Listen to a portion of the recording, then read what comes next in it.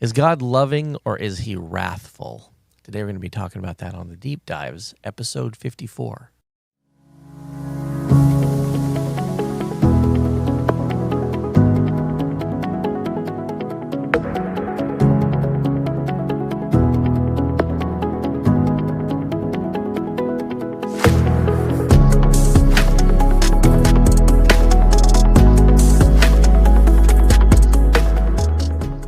Do I have to pick one?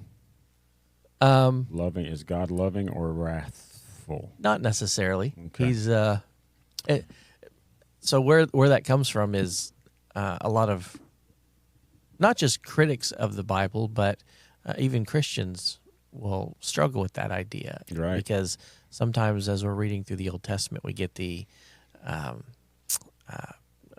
impression that God is like this angry guy upstairs who's always taking out civilizations and pronouncing judgment and all that kind of stuff. And then when we get to the New Testament, where we always think about verses like John 3:16, Right. God so loved the world, and so how's that balance? And it relates to Christmas too, because we're what two weeks before Christmas right now. 2 weeks before Christmas. Yeah, Josh. and this is where we're flooded with images of God and His love, and Right. Jesus coming to eventually to die for us, and all that kind Right. of stuff. So, Yes.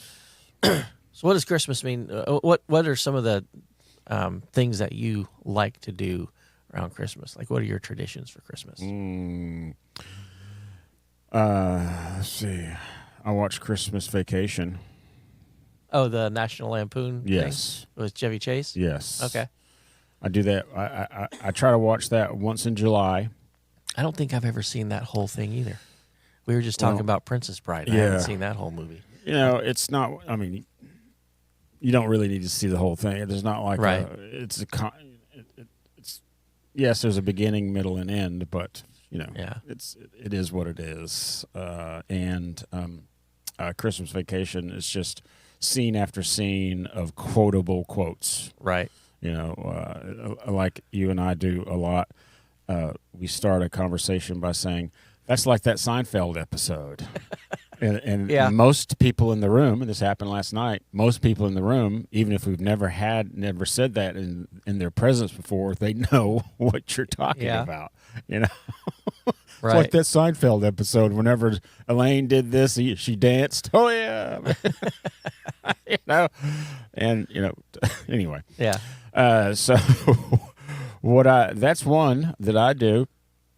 Another is my Donna and I go to Alpharetta to visit her sister and her sister's family. Okay. And they're adding on to their family. Farah is a little girl who was just born about 2 months ago now. Right. Wow, it's been that long already. Pop a cough drop while you're talking. So we do that, and we have some traditions up there, the family traditions of having big dinners and big Christmas present exchanges. Okay. That's really it now. Do you decorate? I do. I take I've got a big decoration regime that I go through in my office. I have this porcelain doll of a it's not a doll, it's a porcelain dog, a Shih Tzu dog, and he has a scarf and a Santa hat on, and I take him out of the box and I put him on my desk, and I have decorated. See, I don't really ever decorate. We don't really decorate the house too much. We always end up driving up north to my in-laws, my wife's parents' house, and I don't know, for some, like whenever we stay home for Christmas, which is very rare, but there's been a couple times where we've stayed. Then I'll decorate the house, but for some reason, decorating the house for Christmas and then leaving to me just seems depressing. All right. Yeah, so I don't decorate our house for Christmas. Well, having to come home and de-decorate is would be depressing as well. Yeah.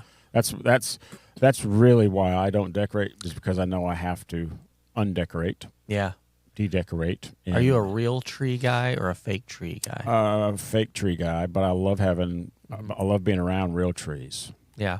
I like it whenever my in-laws have real trees. Right. I'm kind of 50-50. I like the real trees and the smell of it, and I like having the real tree. But I don't know. There's an extra level of care that goes along with it. But then again, the fake trees, I like at the end of Christmas when you're taking everything down, being able to just chuck the real tree. But having to like fold up and rebend and all this stuff, the fake tree, and put it back into its original container. That is just an annoying thing. Seems to grow whenever you have it out. You try to put it back in the same box, and it's all bowed up. Yeah. So I guess I would probably say I prefer a real tree, but I don't lose sleep over it if it's fake. Don and I stopped doing trees whenever we got cats. So it's been a long time since we had a tree. Have a tree up because they just love it. Yep. I love seeing videos of cats getting in Christmas trees, and they just go, bam. Right. And then I flip to another video. It's not ours, you know. That's why we don't when have you them. were a kid, did you do Santa Claus? What do you mean? Did I do Santa Claus? Like, did your parents do the whole Santa Claus thing with you?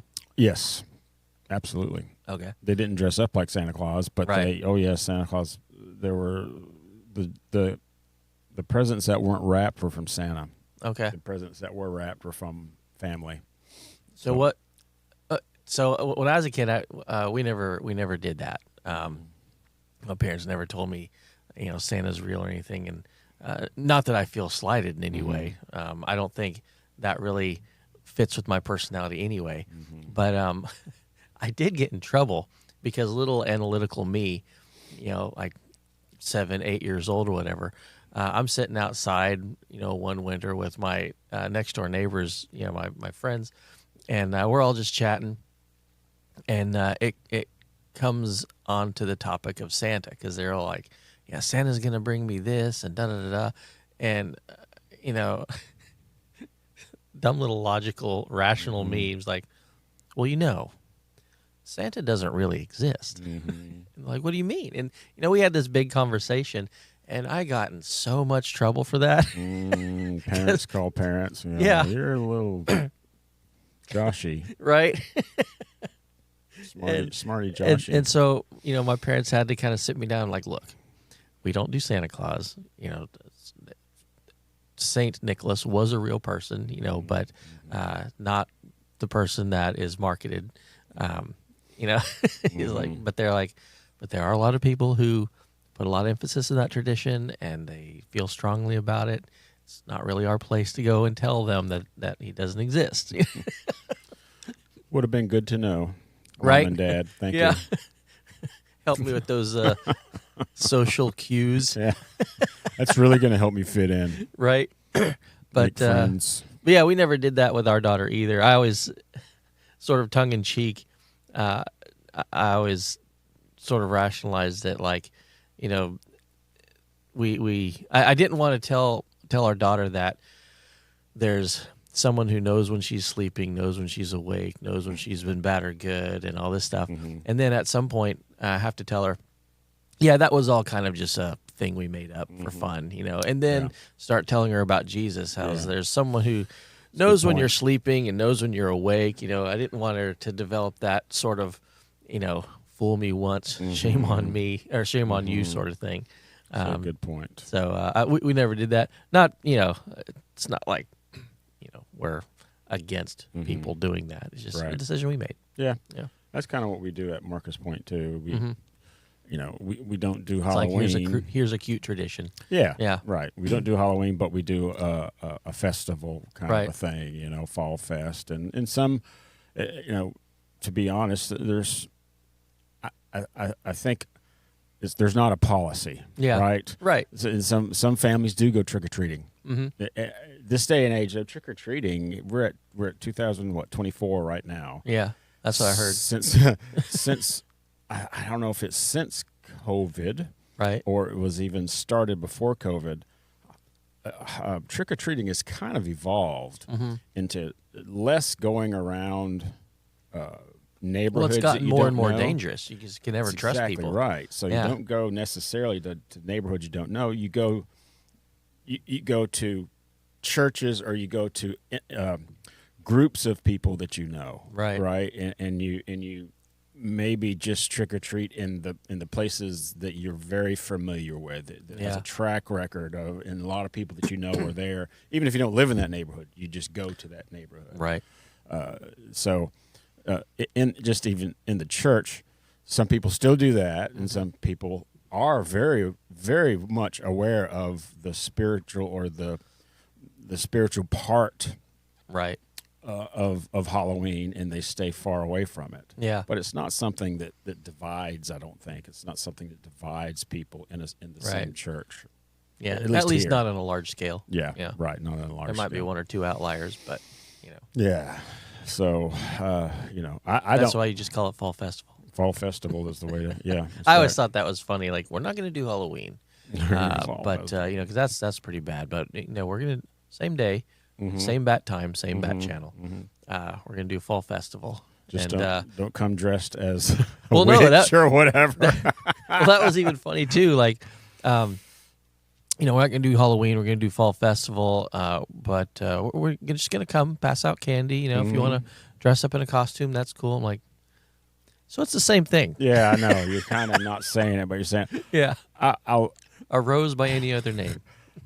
I was many years ago, probably 7, 8, 9, 10 years ago, in this church in Marcus Point. We had an in-church festival. We were inside of this church. We had blow-up things, you know what I mean? Yeah. The balloon houses and all that stuff. And I was manning one of our small group's stations. And the costumes that some people wear, it blew me away. And I'm nothing but honest about men being very susceptible to our eyes, and our eyes being very vulnerable to stimulus that we find pleasing. Right. That's just the way it is. I'm sorry if people don't want to admit to that. Well, it's like me. I don't know anything about National Lampoon's Christmas Vacation, but I do remember Beverly D'Angelo was pretty cute in that movie. She's very cute, very cute. So I'm in the church, and I'm on the top of a mountain spiritually, right? Right. You understand what I mean? I'm studying the Bible a lot. It's just one of those times that I really felt God's Spirit. Right. And because sometimes you don't. Sometimes Yeah. I don't. Sometimes I don't feel it. It's not mean he's moved. It means that I've moved. Right. But I was really on top of a mountain spiritually. And this lady walks in. I guess she was dressed up for Halloween. I don't know, Josh.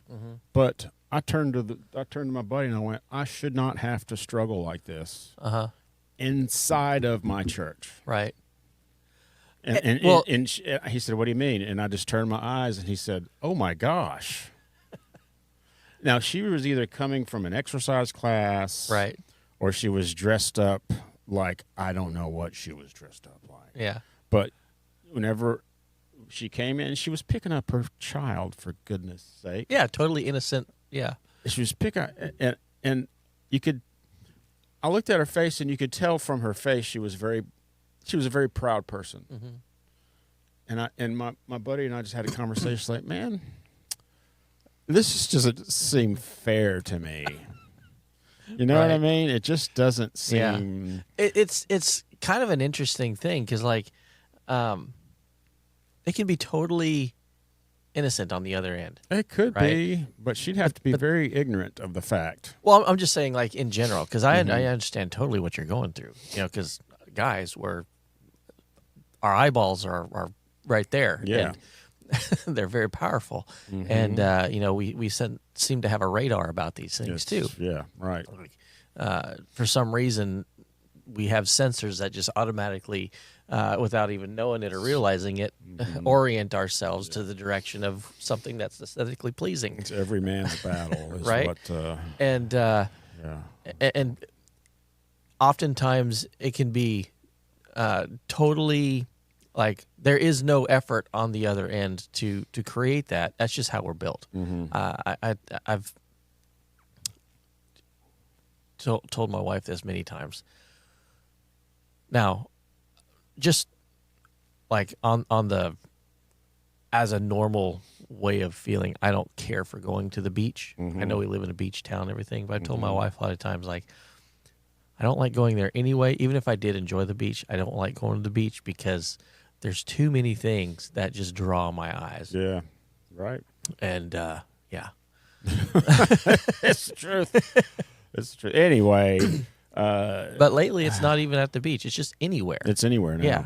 Yeah, and that's how strong our brains are built towards that. Like, you know, goose down parka, but you know, still. We live in Florida. Yeah, and it's it was 37 degrees I think this morning, and that's downright chilly to us, man. Yeah, that is downright cold. And it gets really warm quick. It's probably in the 40s, the high 40s right now. Yeah. Anyway, pretty chilly. Probably the high 50s, low 60s today. But that doesn't prevent women from wearing. Again, we're in 2024. This new trend of they used to be called yoga pants, but now they're leggings, I guess. Right. And I never. You do leggings. I never thought. Nothing can get any tighter. There's not, but I'll be darned if some manufacturer hadn't done something with some type of material that has made leggings to another level. Right. And if you've never seen them, I you'll know know exactly what I'm talking about. Oh yeah. Because a lady can be wearing them. You go, no, those are tight, but they're not. Whatever. Maybe we've been desensitized to it. But those are really tight. I'm glad my wife doesn't wear those. You know, she'd look good in them, but I'm glad that she doesn't feel comfortable wearing those. But I'll get her something to wear around that. right. But there are some that I don't know, Josh. Yeah. The front and the back are just. If this person had a tattoo, it would probably raise up. We've gotten quite a ways from Christmas. How did this happen? This is why we should probably talk about what we're going to talk. Well, we do talk about what we're going to talk about. Right. Anyway, I don't know how you can walk around going, I don't know why people are following me around. Yeah. I don't know why guys stare at me. Why are you staring at? Well, my gosh, you know, I'm just. But isn't it interesting though how both sides of this we tend to like? There's this subconscious urge to be with someone of the opposite, sex that we a lot of times even subconsciously without even knowing it we alter our personalities, our actions. Yeah, I remember when I was in college. You know, we had, the college I went to, they had a version of fraternities and sororities. It was called collegians. And I remember, you know, this is a Christian college, and the guys in my collegian, when they were out in general population, mingling with other guys, other girls, all this stuff, they acted entirely differently when it was just a room full of guys. Yeah. And I remember sitting there in that room watching it and like, I know most of you, and I know most of you have girlfriends, and if they saw what you're doing right now, you would be dumped on the spot because you are an idiot, you know? And, right. But, you know, when they're outside and they're, you know, with their girlfriends or just, you know, in society where there's ladies, they act entirely differently. It's like they're in an environment with all guys, so their personality changes to be, this is how I'm going to act when there's no women present. And then when there are ladies present, they're like, okay, this is how my personality is going to shift so that I seem more appealing and and responsible and stable to someone who I happen to like the way they dress, and I want them to pay more attention to me. You know. Oh well. But yeah, so it's Christmas. it's an interesting psychological So what study. are you gonna wear during Christmas? You're looking at it. Yeah, that's very much what I wear too. Yeah, in fact, I think this is exactly what I was wearing. I know I was wearing this coat and probably these jeans.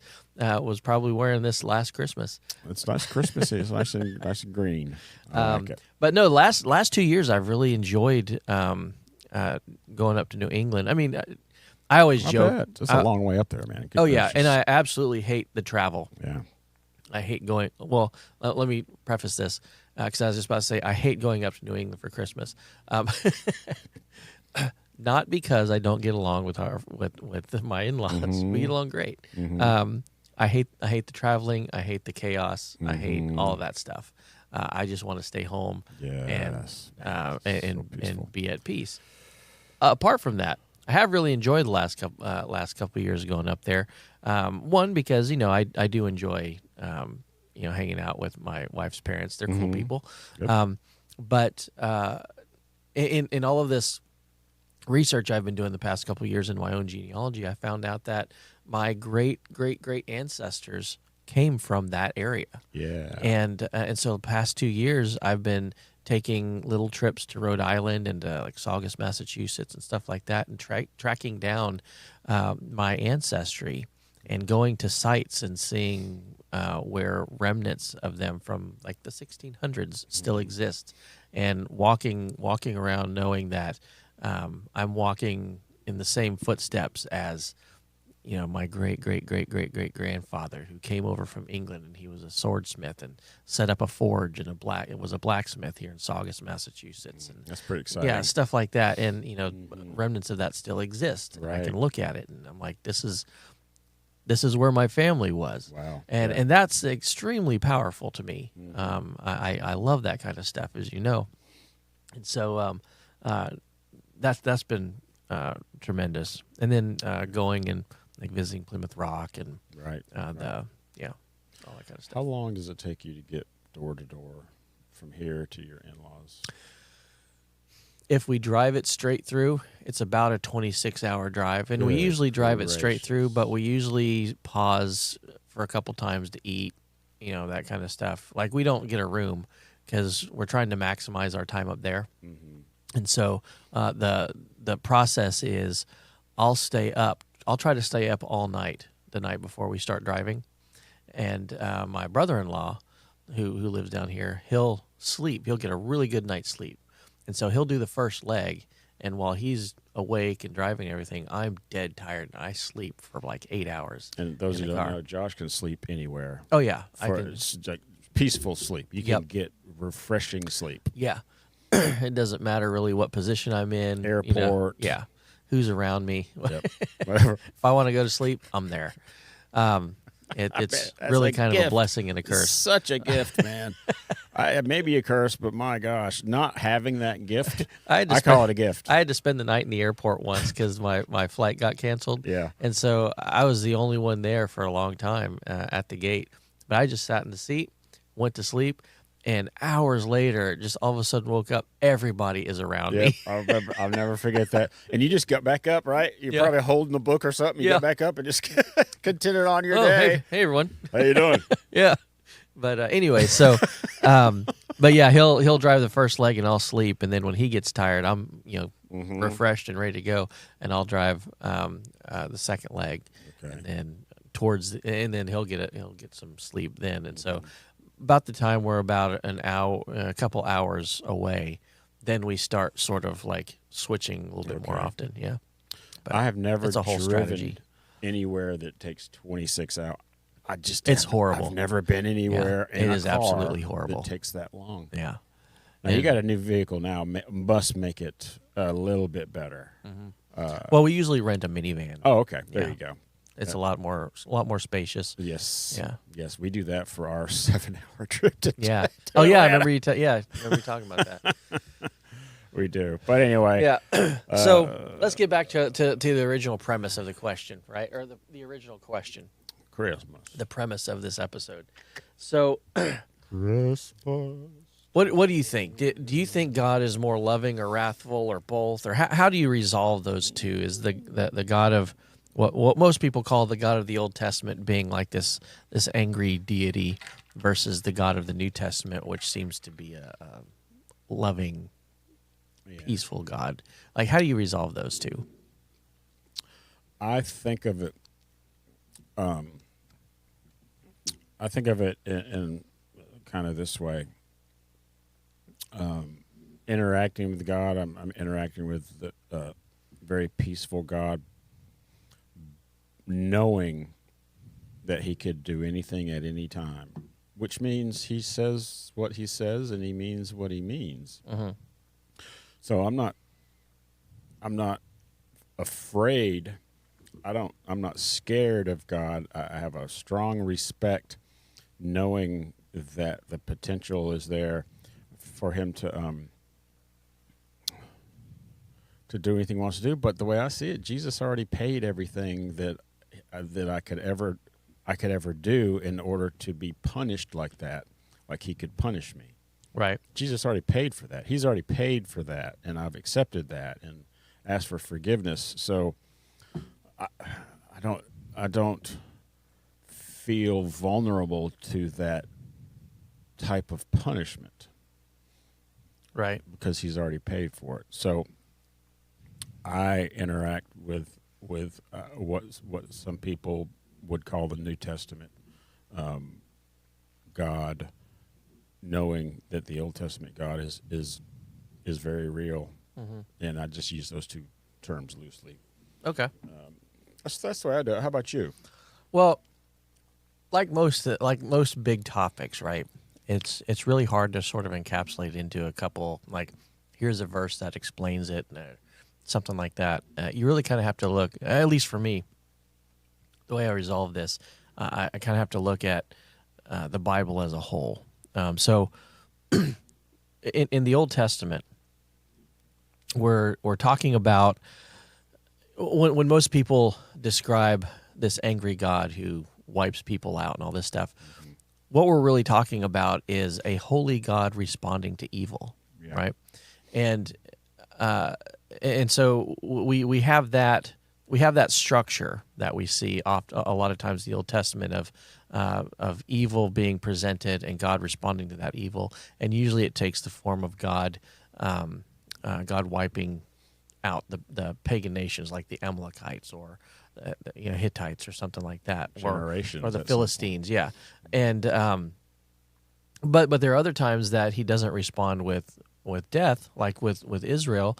A lot of times, punishment for Israel was they get put in bondage under the Babylonians or something like that. But regardless, there's always this like good versus evil sort of pattern. But in the very beginning, so Genesis 1 through 4 is kind of the creation narrative.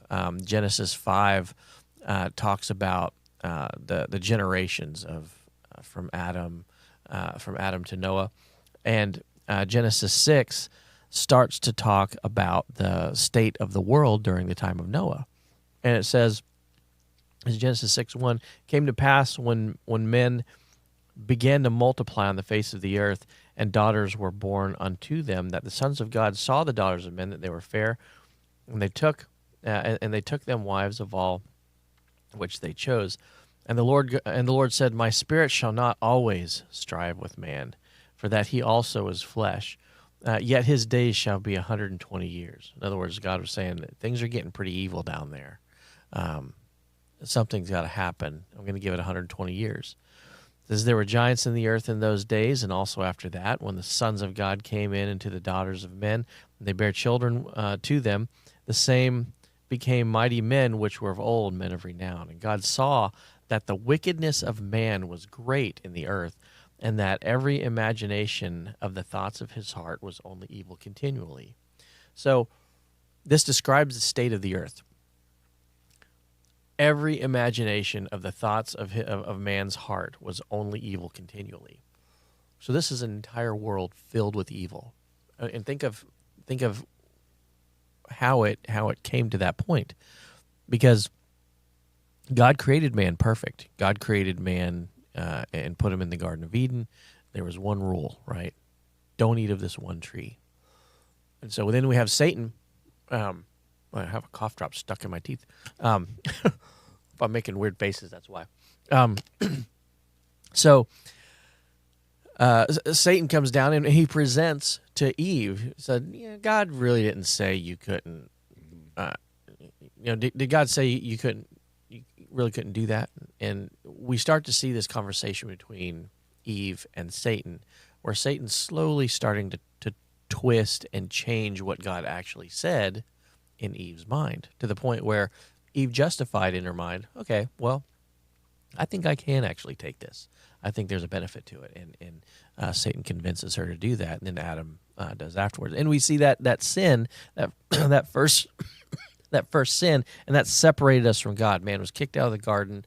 We're no longer sinless and perfect, so we weren't compatible with the presence of God, and we have that separation there. Well, from there until this verse that we're talking about here is about 1700 years. I can't remember the exact number, but over that course of time, I mean, think about how long of a amount of time that is. That's like, we think of, colonial America being really old. That was only like 300 years ago. Yeah. This is what, 8 times that, 7 or 8 times, multiply that by however much. I'm an engineer. I'm not good at math, but a really, really long time. So the entire world, started with that one sin, and it multiplied and it multiplied and it multiplied until we get to the point where God saw that the wickedness of man was great in the earth, and that every imagination of the thoughts of his heart was only evil continually. It repented the Lord that he had made man on the earth, and it grieved him at his heart. And by the way, that often gets a little bit misconstrued, like God regretted that he made man. That wasn't it. That word, we kind of suffer from an old English translation of Hebrew. It says, and it repented the Lord that he made man on earth. He was expressing the disappointment in the state of man. Okay. He wasn't regretting, like, man, I should have never created man. That's not what he was saying. He was regretting the fact that man had degraded to the point which they did. Good to know. And so it grieved him at his heart. And the Lord said, I will destroy man whom I have created from the face of the earth, both man and beast, and the creating of and the creeping thing and the fowls of the air, for it repenteth me that I have made them. But Noah found grace in the eyes of the Lord. Notice there, it didn't say Noah was good. He may have been, but that's not what it says. It says Noah found grace. Yeah.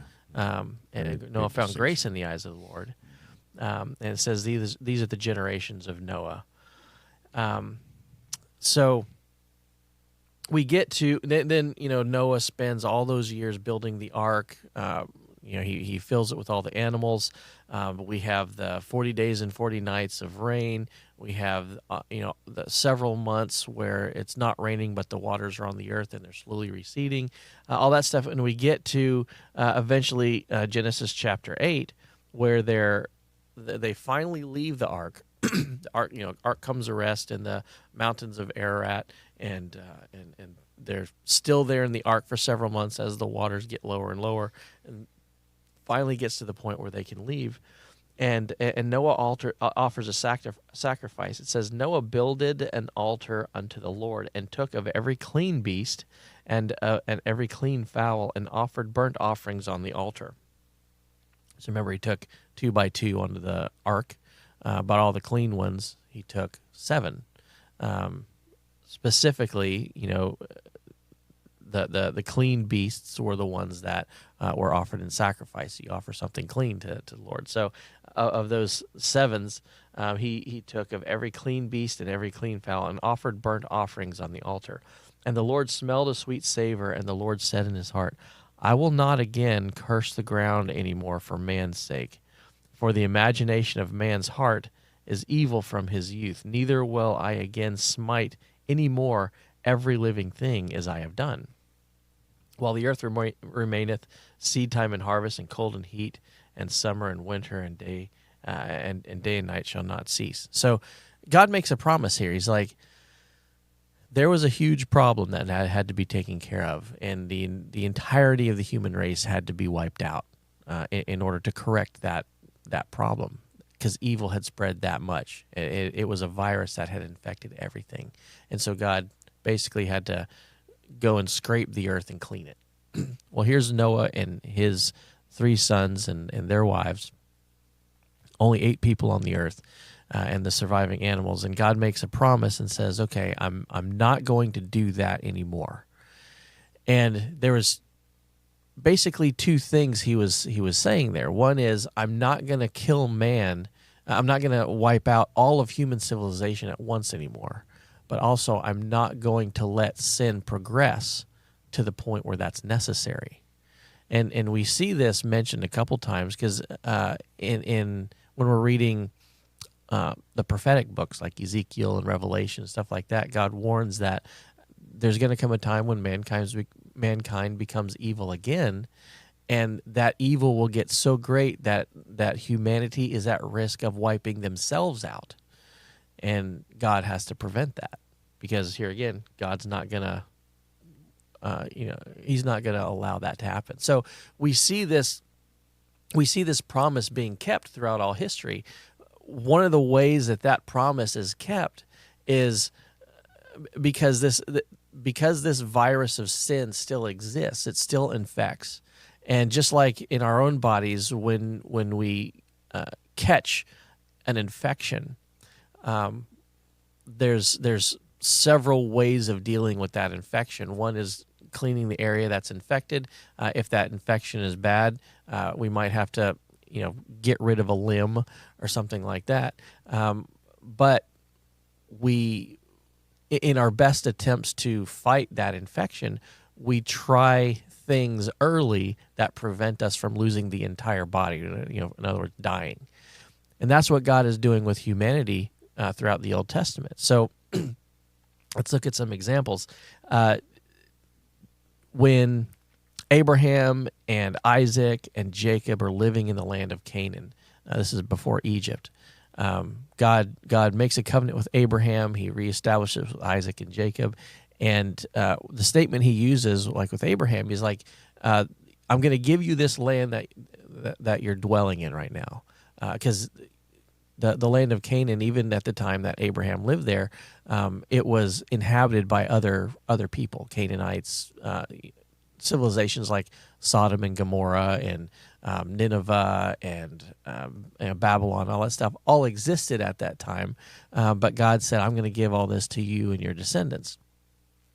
But he said, but for a time, your family's not going to live here. You're going to be a stranger in a land that's not yours. He's referring to Egypt, and said it's going to be for 430 years until the iniquity of the Amorites is full.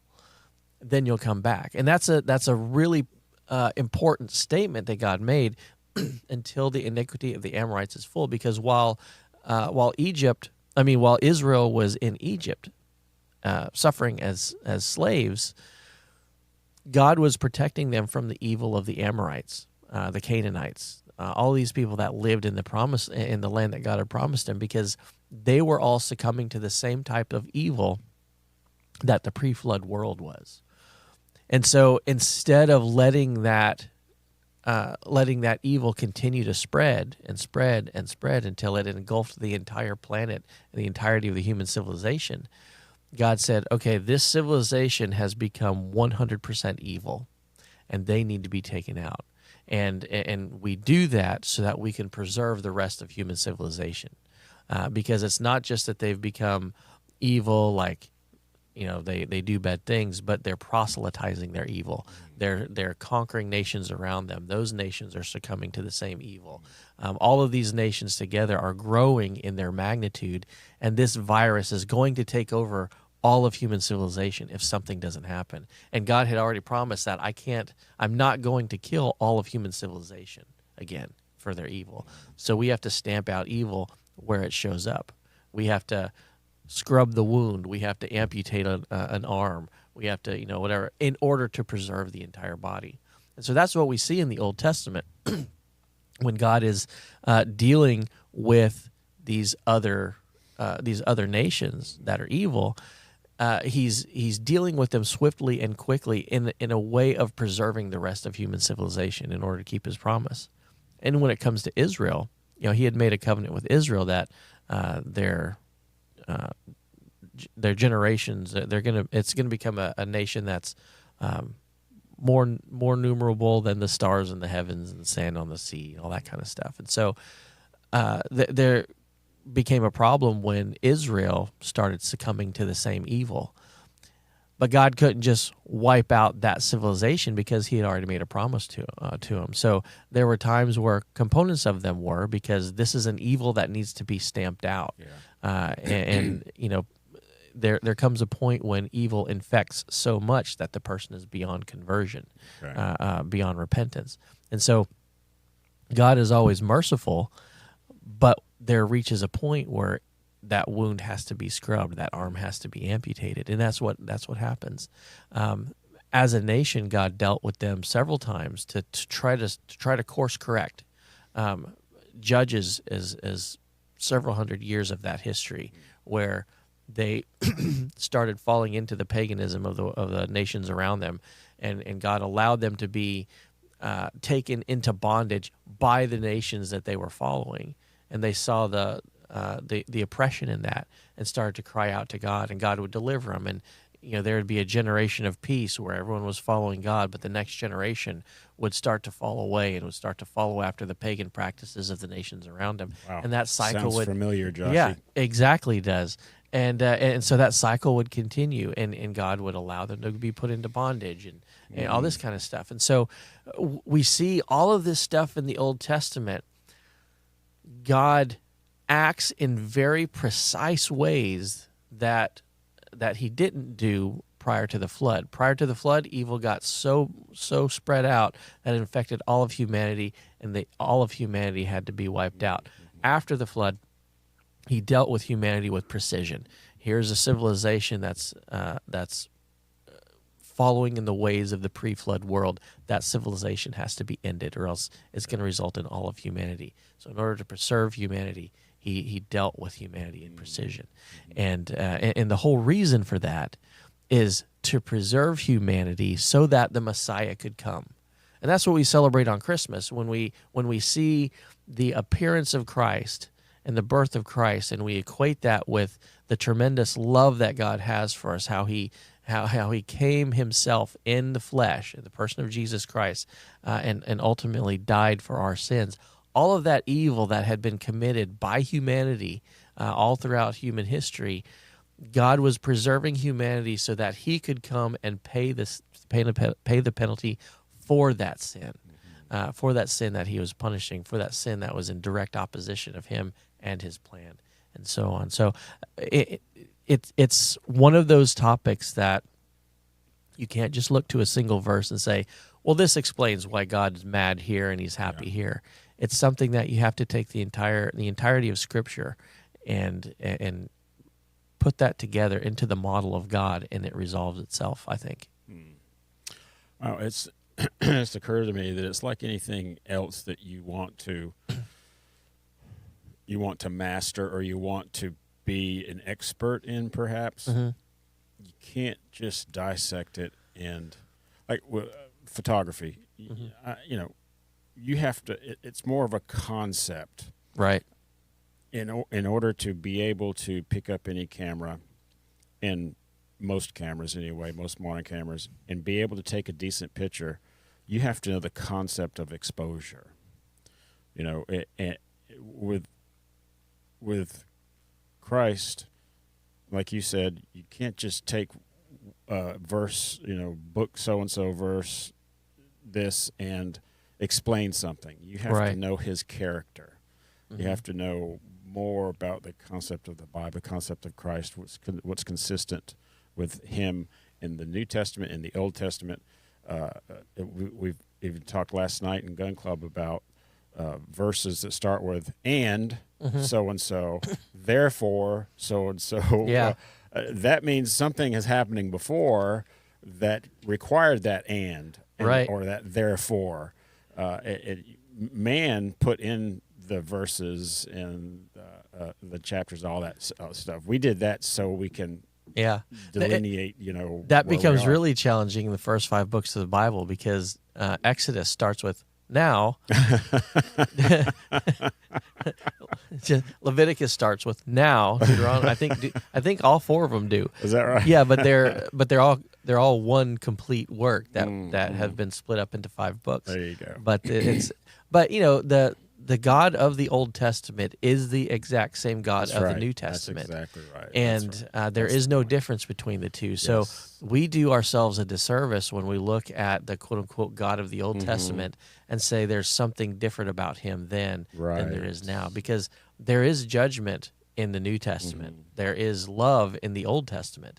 Yeah. Every time God pronounces judgment on humanity, 2 things are happening. One, he's doing that so that he can keep his promise of not having to let evil spread to the extent that it did, but also, especially in the case of a nation like Israel, as many times as they failed and as many times as God had to, like a father who loves his children, he disciplines his children. That's what Right. the Bible says. Every time he did that, he followed it up with reassurance that Israel is still his nation, is still his Y'all are nation. still my boo. Yeah, you're still my people. I'm going. You might be going through something now, but you're going to be restored. There's a covenant that's the eternal covenant that's associated with you that I'm going to keep in spite of what you're doing, and God always reassured them of that. Right. And he often didn't reassure the nations that were opposed to him. Ezekiel is interesting that way because Israel gets raked across the coals for their paganism and their idolatry and all this stuff, and God, tells them in advance how horrible and oppressive the judgment is going to be because they've continually rejected God.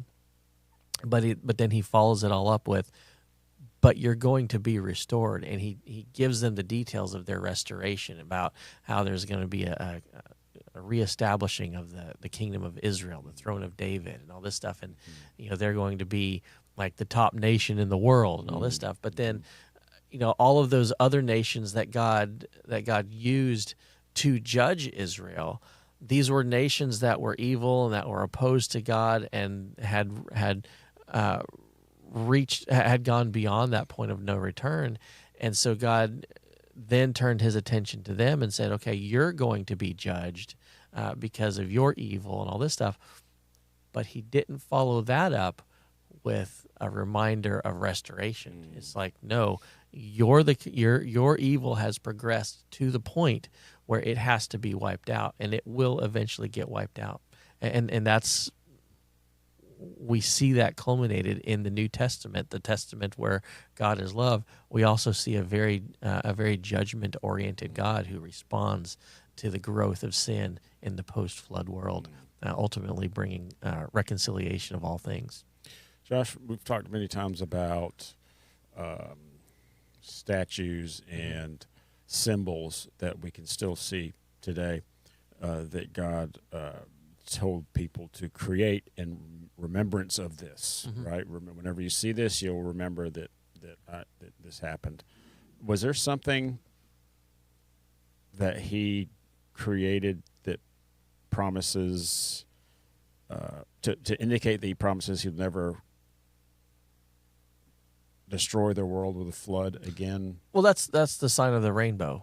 Is that biblical? Is the rainbow the sign? He set the bow in the clouds and said, this is going to be an ongoing sign to humanity that I'm never going to destroy you by water again. Okay, so that is something that we can see today.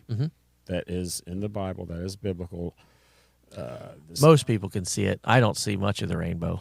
What do you see as a colorblind person? Do you see? I see a blue stripe and a yellow stripe, and that's about it. Well, it's not that a big deal, Josh. It's only something God created that we can see today. I wouldn't worry about it. It's not a big deal.